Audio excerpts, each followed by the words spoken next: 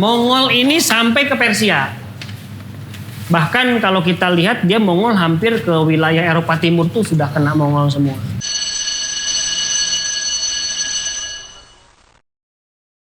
Assalamualaikum warahmatullahi wabarakatuh. Waalaikumsalam warahmatullahi wabarakatuh. Oke, selamat siang di Bekasi yang panas ini. Iya, Pak. Dan situasi dunia kita juga memang sedang panas. Ada perang di mana-mana. Minyak susah, LPG susah. Kita jangan lupa mematikan kompor ya. Ya, jadi Kompor listrik. dari zaman Persia ya memang kalau selesai masak ya dimatikan lah kira-kira gitu. Dengan tugas damkar. Oke, baik. Kemarin kita sudah membahas mengenai peradaban-peradaban kuno ya. Kita mulai dari Mesopotamia ya. Sekitar 2000 sampai 3000 tahun sebelum Masehi kita sudah mulai membahas peradaban-peradaban seluruh dunia ya secara umum lah.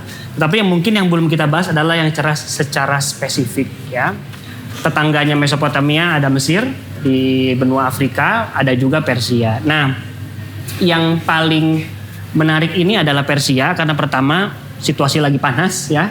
Semua orang bertanya, yang mungkin tidak tahu Iran itu siapa leluhur mereka, dan disinilah kita akan membahas bagaimana hubungan situasi hari ini dengan yang terjadi di masa lalu. Jadi kalau saya buat ya, ini pembahasan kita dari Persia kuno ya, panjang sekali. Mungkin kita akan berhenti di 2026 ya. Kita mulai mungkin dari sekitar 8200 sebelum Masehi. Tenang, ini masih muda ya. Ada yang lebih tua dari ini ya. Misalkan di Indonesia sudah ditemukan lukisan tertua ya, yang kisaran antara 45.000 sampai 60.000 tahun yang lalu. Nah, kenapa saya berhenti di sini? Karena ini adalah temuan arkeologis tertua di wilayah Iran. Jadi setelah kita lihat bagaimana Iran ini peradabannya cukup tua, ada sebuah peninggalan ya yang kita sebut sebagai Gans Dareh. Apa itu? Kemarin kita membahas tentang manusia purba ya. Manusia purba ini melewati zaman batu ya. Zaman batu tua, paleo, zaman batu muda, zaman batu baru, neolitik. Nah, di zaman batu baru neolitik inilah kita sudah bahas kemarin ditemukannya cara bercocok tanam. Cara bercocok tanam itu memungkinkan manusia hidup menetap. Ketika dia mau menetap ya sama tadi ya, dia beternak, dia hidup di sana, populasi makin membesar dan lain sebagainya. Nah, di wilayah Iran sekarang yang kita sebut dengan Persia, peradaban Persia. Ini saya tulis dulu judulnya ya. Persia sampai Iran. Nah, kita akan mulai di titik awal ditemukannya sisa-sisa pemukiman dan domestifikasi hewan. Jadi sudah ada jejaknya di sini. Lalu kemudian sampai 2026 itu berarti sekitar 10.000 tahun lalu ya. Nah, tetapi bicara geografi ya, kalau kita persingkat lah ya, ini adalah Persia. Persia tidak sendiri ya. Di sini ada Mesopotamia. Lalu ada peradaban-peradaban banyak lah ya di utara, ada Turki. Kalau kita lihat secara negara ya, ini adalah Iran, ini Irak, ini Suriah. Irak, Suriah itu adalah Mesopotamia, di atasnya ada Turki, di bawahnya ada kerajaan tua yang kita sebut sebagai Elam. Lalu di sebelah timur Persia itu, kalau sekarang tuh di sebelah timur Iran tuh berarti Pakistan dan India. Ke utara dikit itu negara-negara yang belakangnya Tan. Tajikistan, Uzbekistan, Afghanistan ya. Persia ke sini Afghanistan. Nah, Tantan ini sebetulnya dulu masuk dalam wilayah Persia. Ketika Iran itu kemudian masuk ke dalam Perang Dunia Kedua, banyak wilayah-wilayahnya yang yang diambil alih oleh negara tetangganya termasuk Uni Soviet, dan mereka merdeka menjadi negara-negara sendiri. Kazakhstan, tan itu ada tanah, berarti Kazakhstan tanahnya Kazaks. Kirgistan berarti tanahnya Kirgiz dan lain sebagainya. Dan di atasnya tuh ada laut apa namanya? Ada laut yang sudah mati ya, yang dikelilingi oleh beberapa negara. Nah, kita mulai lagi bahwa di wilayah Iran yang kita sebut sebagai Persia ini, jejak kedua yang ditemukan itu ada namanya elam. Mungkin bentuknya kecil ya di sini. Elam ini kira-kira sekitar 2700 sebelum Masehi. 2700 sebelum Masehi ini setara dengan kerajaan-kerajaan di Mesopotamia, Sumeria, Akkadia. Lalu ada dinasti yang kita sebut sebagai nenek moyangnya orang-orang Syriah tuh ya di situ ya, yang kemudian sempat menjajah Elam. Jadi ada namanya kerajaan Elam, dan di Elam ini ada beberapa dinasti yang kalau kita hitung mungkin cukup panjang juga ya. Kerajaan Elam ini baru nanti diruntuhkan oleh namanya kerajaan Medes. Ada yang menyebutnya Medes, ada yang menyebutnya sebagai Media. Namanya Media atau Medes. Itu kerajaan mungkin di wilayah utaranya Persia. Gitu. Nah, tapi sebelum ke sana mungkin kita harus perhatikan. Sekarang kan banyak yang mempertanyakan kenapa Amerika menyerang Iran, apakah tidak sulit? Memang sangat sulit sekali. Iran itu dikelilingi oleh pegunungan. Pegunungan itu berjejer ya, seperti garis-garis. Di Selat Hormuz yang sekarang lagi kan Selat Hormuz gini ya. Ini kan, ini yang lagi dipermasalahkan kan 30 km. Ini yang sekarang kapal tanker nggak bisa lewat. Di sini ada pegunungan. Di sini ada pegunungan, ada 2 gurun di sini.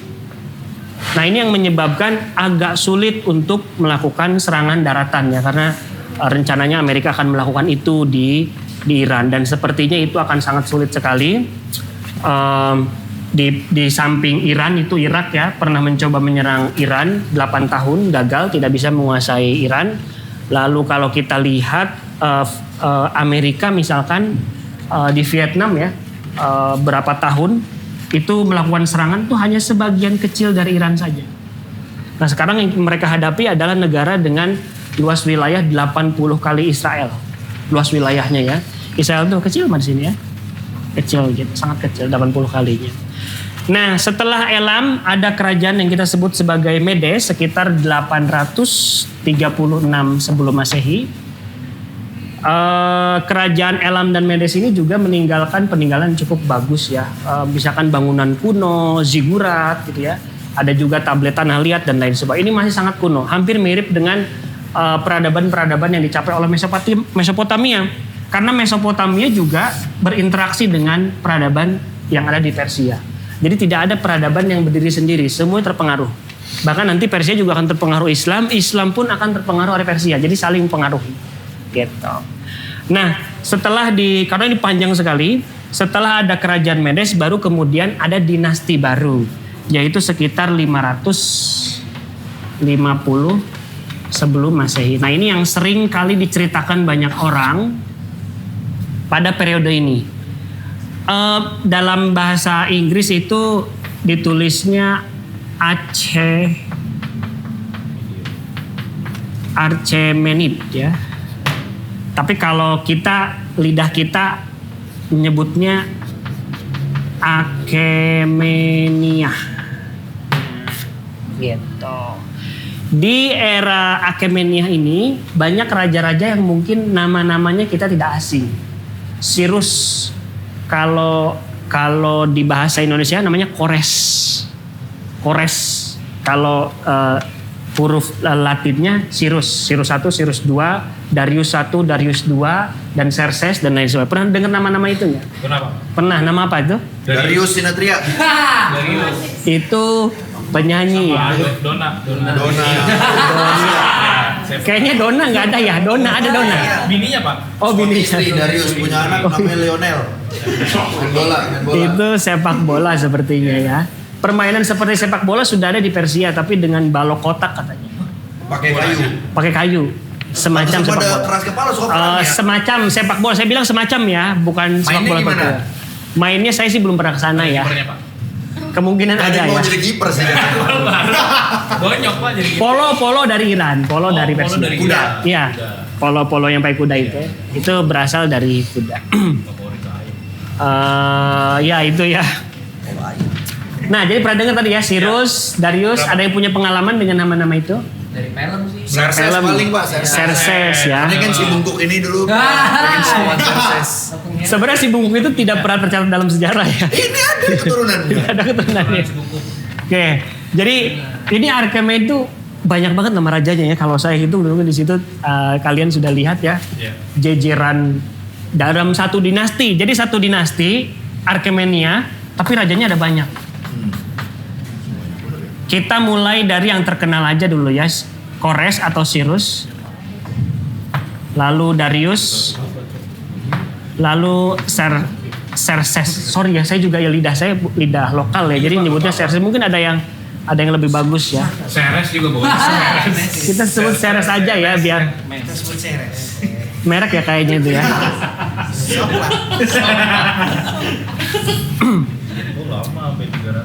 Nah, meskipun kemudian kalau kita lihat dinasti-dinasti yang akan datang, itu umurnya panjang-panjang, ada yang 400. Ini cuma 200 itu. Itu umur orangnya Pak. Umur peradabannya. Orangnya umurnya Orangnya pendek-pendek. Ini Umurnya. raja-raja ini ganti-gantian kan, Pak? Apa? Namanya kok tap-tapan banyak? gitu kan. Mas Serses satu itu Nah, iya, betul. Punya Ini. bapak, punya anak. Jadi kadang-kadang kalau saya seorang sejarawan ya, kita tuh selalu kesulitan dalam melakukan penelitian sejarah karena kelakuan manusia-manusia kayak tadi. Mana? Yang Serses tadi, yang misalkan Darius 1, Darius 2 gitu kan. Sebetulnya waktu dia jadi raja dia nggak menyebut Darius 2, saya Darius 2 enggak. Sama kayak begini di Indonesia. Pernah dengar kerajaan Mataram nggak? Nah, Hindu. Pernah. Hindu apa Islam? Hindu. Tahu. Hindu apa Islam? Ada dua sih. Ada dua.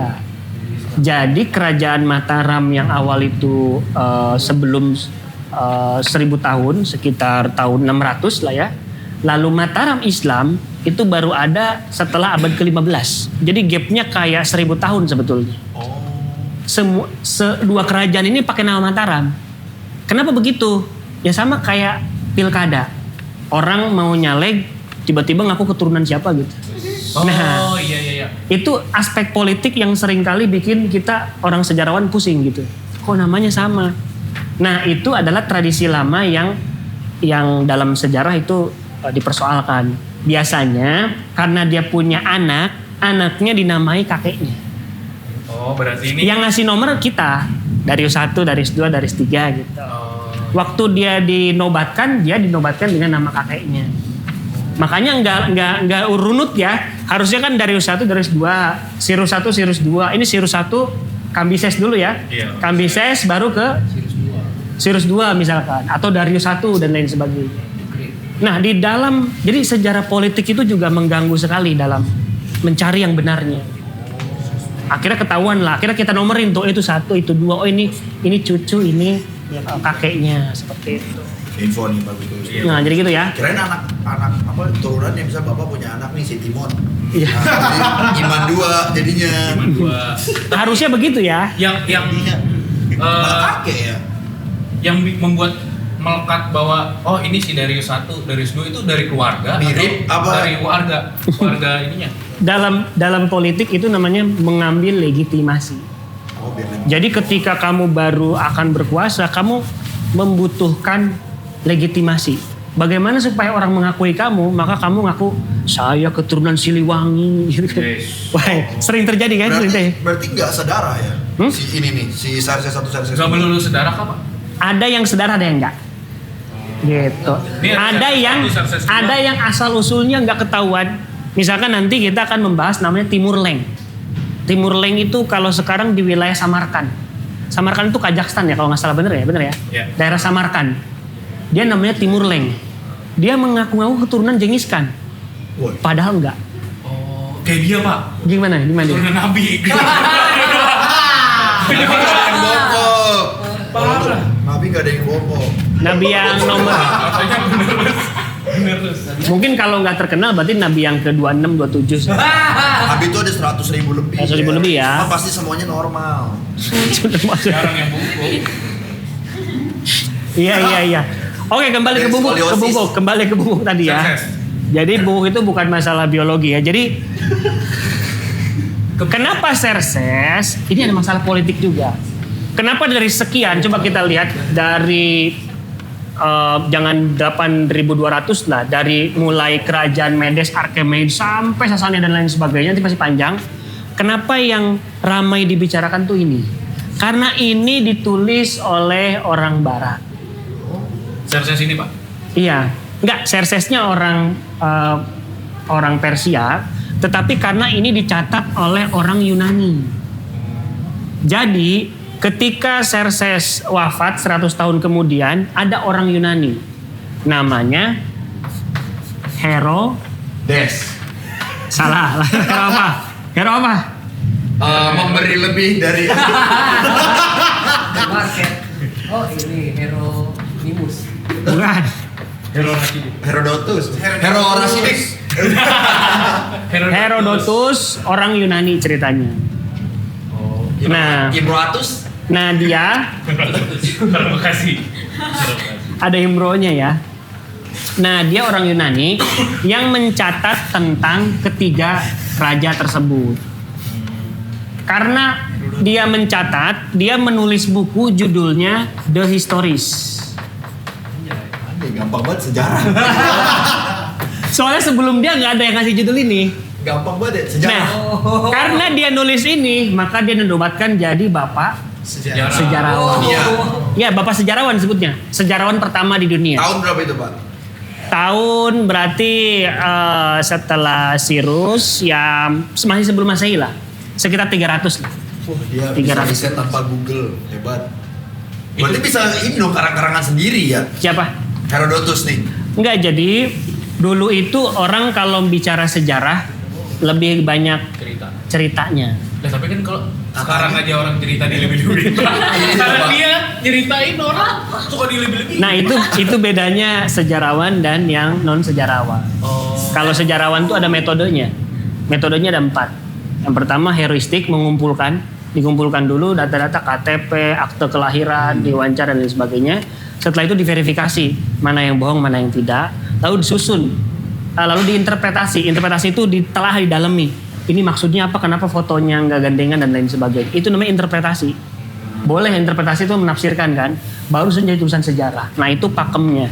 Nah sejak lama yang bikin, yang menjadi inspirasi sejarawan adalah The Histories-nya Herodotus. Karena pertama dia bikin judulnya memang sejarah. Isinya sebetulnya perang. Dia menyebutnya perang Persia.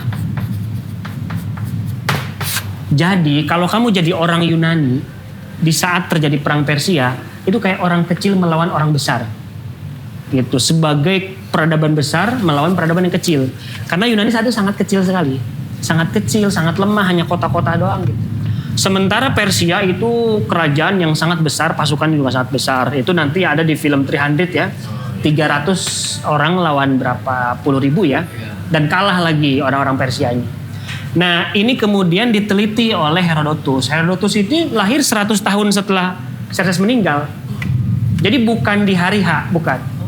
Dia wawancara orang-orang, dia tanya gimana kejadian di sana. Nah dia ini mendapatkan 2 gelar. Selain bapak sejarah, dia bapak Bapak-bapak. Selain bapak sejarah, dia adalah bapak geografi. Karena dia yang pertama kali memetakan geografi terjadinya perang Persia ini. Dan akurat. Akuratnya itu hampir 100% lah. Iya, harusnya dia jadi bapak Google Maps sih harusnya. Gitu. Nah, karena dia menulis buku tentang perang ini, dalam perang ini dia menceritakan tentang Cyrus, tentang Darius, tentang saya ceritain sama dia semua. Bagaimana perang, termasuk 300 yang ada filmnya itu, Herodotus lah yang menuliskannya. Walaupun skalanya cuma sekitar 300 tahun. Karena nanti di raja-raja mereka yang terakhir, Persia mulai lemah, muncullah seseorang anak muda dari Yunani di Makedonia. Makedonia itu nama pulau atau nama daratan, saya lupa ya. Nama pulau daratan gitu ya, di ujung-ujung Yunani itu ya. Nah, seorang anak muda yang sangat berbakat, luar biasa, Dia mati muda juga. Jadi dia dari Yunani membentang, dari Yunani sampai ke timur. Itu kalau kita dari Yunani terus membentang ke Mesir, membentang ke Persia sampai India. Jadi di wilayah India mentok meninggal. Kalau nggak salah meninggalnya karena malaria kalau nggak salah. Jadi justru Alexander the Great, Alexander Agung, di khazanah Islam kita menyebutnya Iskandariah, ya. Iskandar apa namanya kalau dalam bahasa Islamnya? Iskandariah ya. Iskandar Dzulkarnain. Ya betul, ini hafalan Al-Qur'annya luar biasa ya. Coba bacakan surat gitu kan. Gitu ya. Nah, Iskandar Dzulkarnain di Al-Qur'an ada di beberapa kitab karena namanya sangat hebat. Karena dia melintang banyak peradaban, ditaklukkan semua dari Yunani, Mesir itu di bawahnya ya, Persia sampai India. Nah, dia menaklukkan Persia, menaklukkan raja terakhir dari dinasti Achaemenida. Sejak itulah Persia di bawah jajahannya Makedonia. Tapi karena dia meninggal, yang menguasai Persia itu jenderalnya. Nah, jenderalnya ini yang kemudian tinggal di Persia mendirikan dinasti yang kita sebut sebagai dinasti. Di situ namanya Seleukia. Nah, setelah Makedonia. Nah, dinasti Seleukia ini adalah sebetulnya jenderalnya dari Alexander the Great. Yang kemudian dia berkuasa, tetapi kemudian berakhir ya, kekuasaannya berakhir, lalu kemudian digantikan oleh dinasti baru yang kita sebut sebagai, ini papan tulisnya udah penuh ya. Boleh penghapus nggak? Penghapus. Nah, ini Herodotus saya hapus dulu ya. Ya Pak.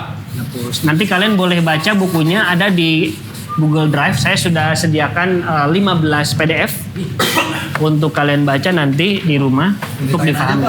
Oh itu tadi. Iya. Gak jawab, berarti gak jawab. Kurang suka membaca ya. Oke.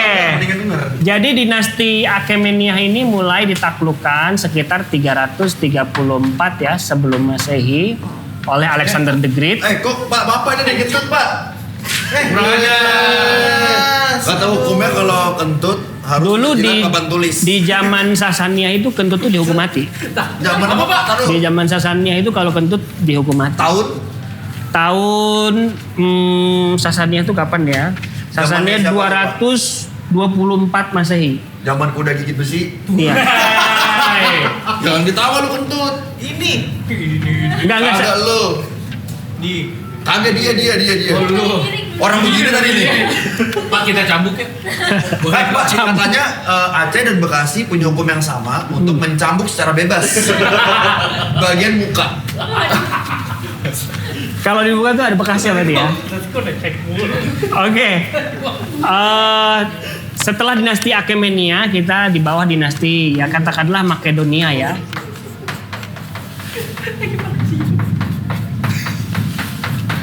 Yang nanti melahirkan dinasti Seleukia. Diambil dari nama jenderalnya Alexander the Great yang ini akan menguasai Persia. Tapi tidak lama kemudian dia diruntuhkan oleh dinasti baru yang kita sebut sebagai Parthia 247 sebelum Masehi. Parthia. Nah, ini akan memberontak kemudian kita tahu sendiri ya. Nanti setelah di era masuk dinasti Achaemenida, dunia itu seolah terbelah dua pilihannya. Antara Yunani Romawi di sebelah barat dan Persia. Itu adalah the big boss. Kayak zaman Perang Dingin, Soviet dan Amerika Serikat. Cuman bedanya Amerika Serikat dan Uni Soviet usia mereka melakukan Perang Dingin cuma 50 tahun ya. Tetapi kalau ini pertentangan Persia dan Romawi itu kalau dihitung-hitung bisa sampai 600 tahun. 600 tahun bertahan. Dan mereka akhirnya berhenti bertarung ketika dua-duanya sama-sama dihancurkan oleh Khalid bin Walid dari the rising star from the Arabia ya. Akhirnya ada orang-orang Arab yang tidak dianggap tidak dianggap ya, teknologinya rendah, jumlah kecil. Waktu melawan Persia dan Romawi jumlah sangat kecil, nggak punya pengalaman.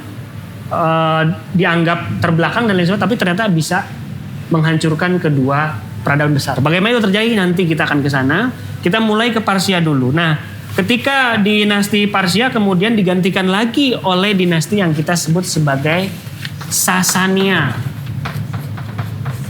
Ini masih panjang ini.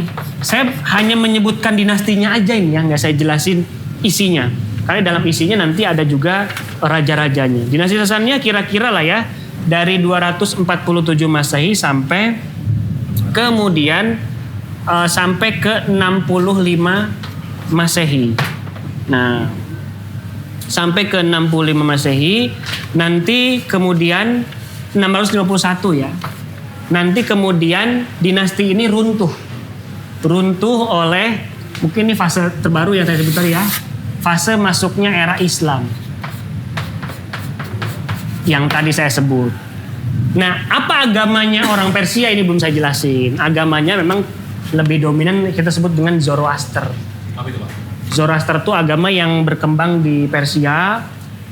Dia juga ada tradisi menyembah apinya juga ada, yang dimana beberapa ajaran-ajarannya sebetulnya masih terasa sampai sekarang, seperti baik dan buruk, surga dan neraka dan lain sebagainya, karma dan lain sebagainya. Nah, itu adalah agama. Tapi kemudian setelah kedatangan Islam, semua menjadi berubah. Gitu. Jadi kalau kalau kita lihat dunia itu hanya ada dua, ada Persia dan Yunani. Saya bilang tadi, tiba-tiba ada orang Arab ya.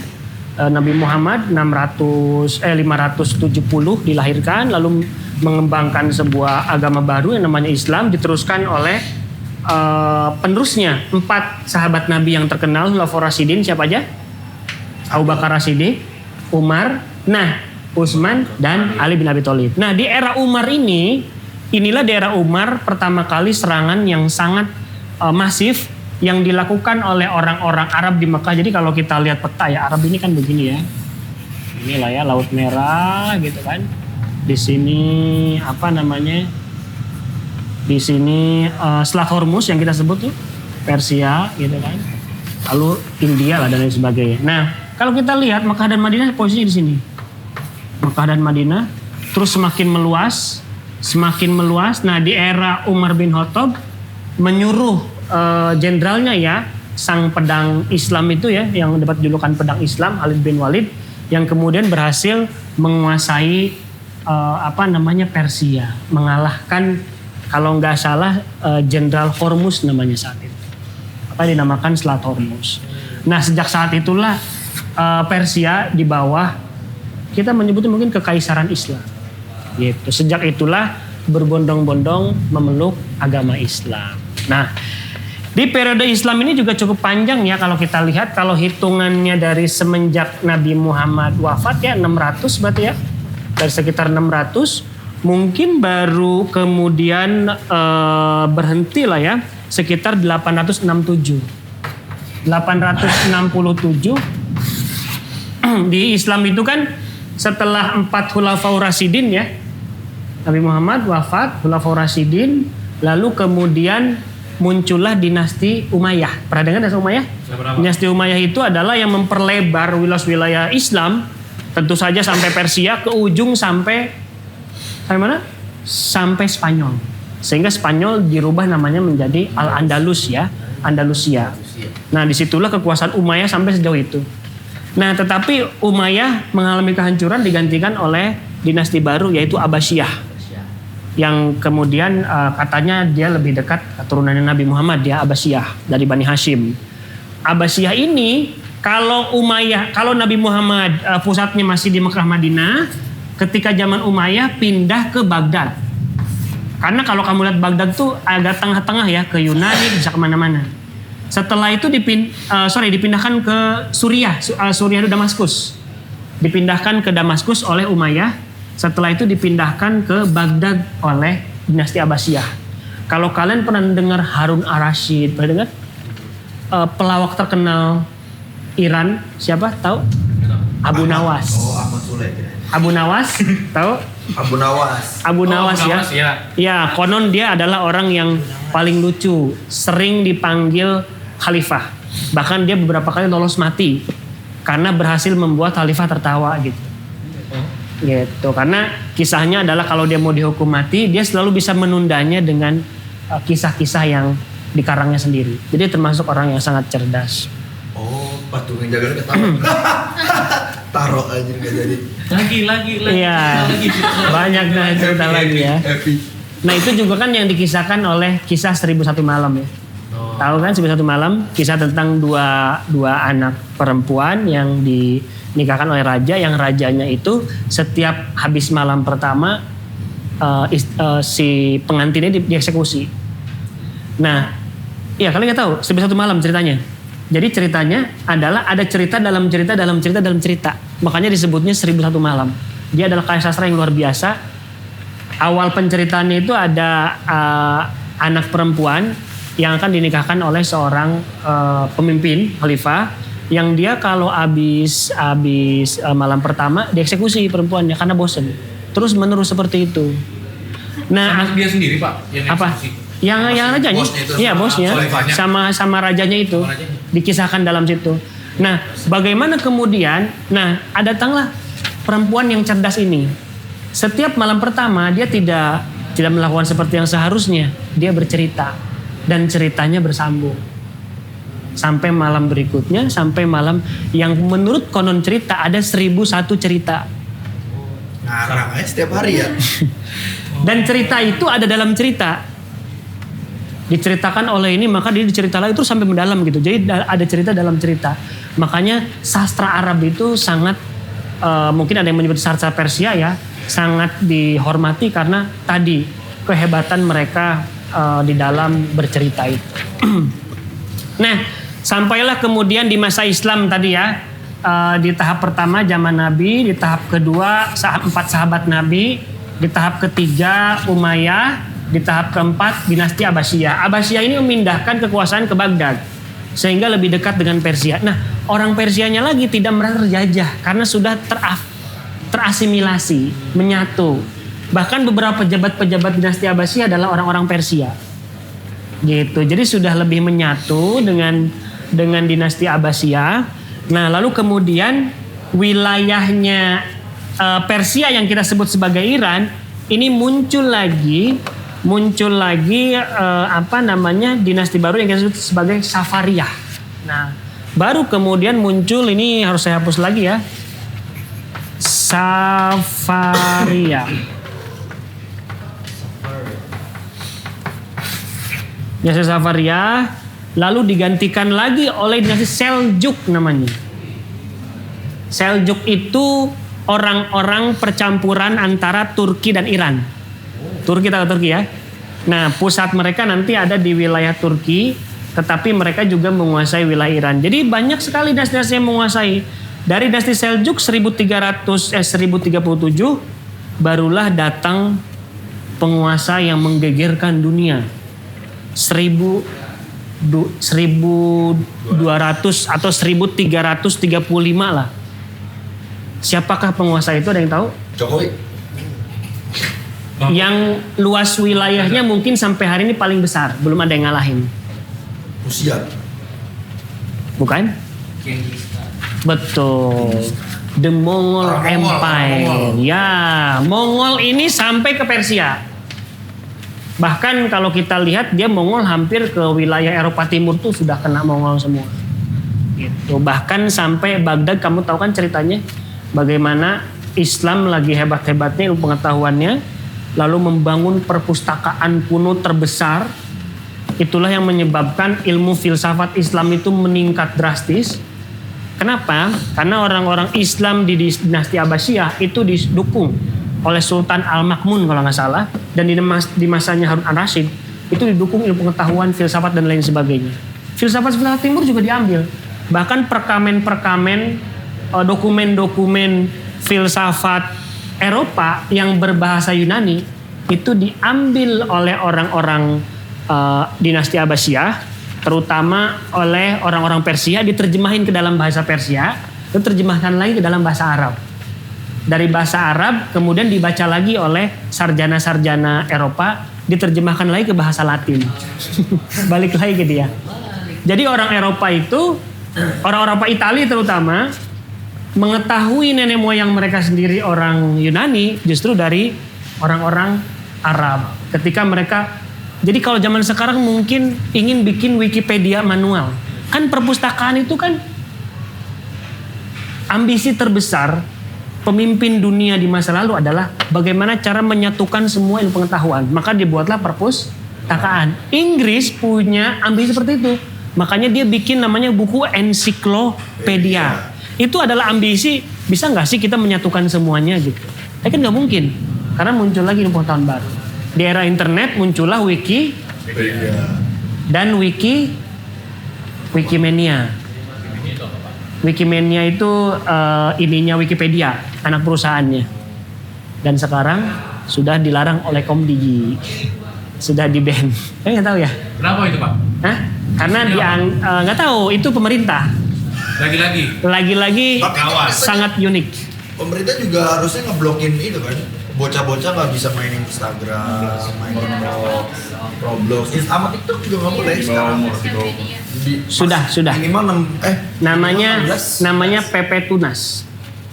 Masih Peraturan banyak, Pak, saya pemerintah. di TikTok anak-anak SMA. Di TikToknya Kevin tapi di HP-nya. Anak-anak SMA bermain. Oh sorry, bukan anak SMA yang ada di handphonenya Kevin. Bukan. Di TikTok nih kita TikTok. kan lagi bertiga nih lagi Iya. lihat begini. Saya mah ngeliatin doang kan, HP pegang dia. HP-nya HP Kevin kan? Ya. Betul. Kadang Pak suka lewat kadang. Ternyata Se- kita telusuri begitu bagaimana Bapak menelusuri. Ini sejarah ini kita juga bisa. menelusuri. Ya kan Melalui Oh, TikTok. anak-anak ini ternyata masih Belia. belia. masih SMA. Apa yang mereka lakukan? Yang Ya. mereka lakukan adalah Nongkrong sama teman-temannya nih. Cuma kan kita balik lagi nih tadi katanya dilarang sama pemerintah. Berarti Iya. dalam usia 16 tuh nggak boleh. Iya betul, itu ya peraturannya sudah dibuat. Sudah Kita kan dibuat. cuma membantu pemerintah doang Pak Betul. untuk melaporkan ini. Oh iya nanti kita lah. Oh berarti kontennya juga kurang pantas lagi. Kurang elok untuk Kurang elok untuk diterima. Iya. dilakukan oleh anak-anak umur ya belasan tahun. pemerintah butuh orang-orang seperti kalian ya. Iya lah, Pak. Oh jelas Pak. Kan nggak dibayar, kalian nggak dibayar ya, nggak dibayar. Kita suka rela untuk Enggak. negara kita akan lebih maju dan moral kita lebih tinggi. Saya akan mendukung apapun kebijakan pemerintah yang sekiranya baik untuk negara. Saya juga akan mengkritik semua kebijakan pemerintah bagi yang menurut saya kurang pantas. Tepuk tangan. Aduh. Karena kita susah tidur Pak kalau misalnya di negara. Pasti tiap pagi makannya MBG ya. Saya kebetulan enggak. Enggak, kita joget MBG. 6 juta per hari. Oke, dulu di zaman Persia tidak ada MBG ya. Mungkin itu yang menyebabkan mereka peradaban jatuh bangun ya. Coba kalau ada MBG mungkin lebih stabil hidupnya. Oke ya, enggak saya bercanda. Oke. Ya di era Islam tadi ya sudah sampai Sasania akhirnya walaupun di bawah dinasti Abbasiyah mereka sudah mandiri karena Islam sudah mulai tidak terpusat lagi. Di Mesir sudah ada Fatimiyah, yang di Andalusia bikin sendiri. Jadi udah kepecah-pecah Islamnya tuh. Mungkin puncaknya di Umayyah Abbasiyah setelah itu mulai kepecah-pecah. Jadi nggak ada lagi satu kekuatan.